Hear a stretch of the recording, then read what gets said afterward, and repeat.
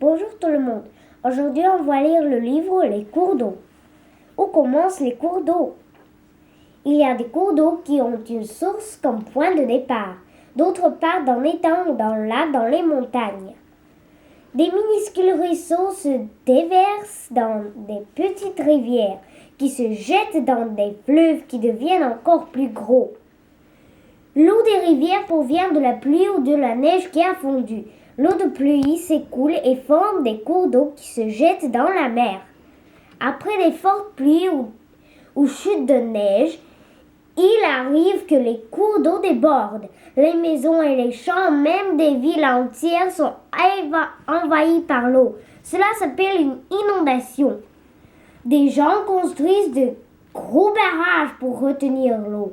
Certains barrages utilisent le courant des cours d'eau pour produire de l'électricité.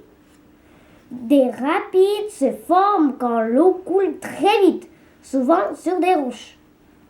Beaucoup de gens s'amusent à descendre les rapides dans un canot pneumatique. Une chute est un cours d'eau qui tombe d'une falaise. Les chutes Niagara, situées entre les États-Unis et le Canada, sont parmi les plus grosses au monde. Un cours d'eau rapide entraîne de la terre et des roches. Après bien des années, la terre de chaque côté du cours d'eau s'érode. Une rivière peut former une vallée. La terre et les rochers que les cours d'eau charrient vers la mer peuvent s'accumuler et former un nouveau terrain qu'on appelle delta. La Nouvelle-Orléans est une ville située sur le delta du fleuve Mississippi. Beaucoup de villes importantes se sont développées à côté d'un cours d'eau.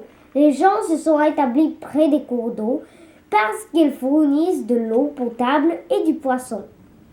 Les terres près des cours d'eau sont souvent riches et fertiles, parfaites pour l'agriculture.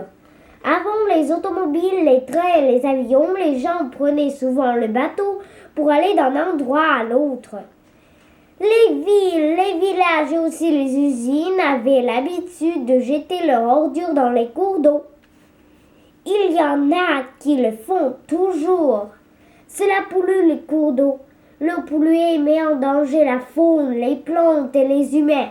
Mais la plupart des gens veillent maintenant à ce que les cours d'eau restent propres. Tu peux t'amuser de bien des façons dans un cours d'eau.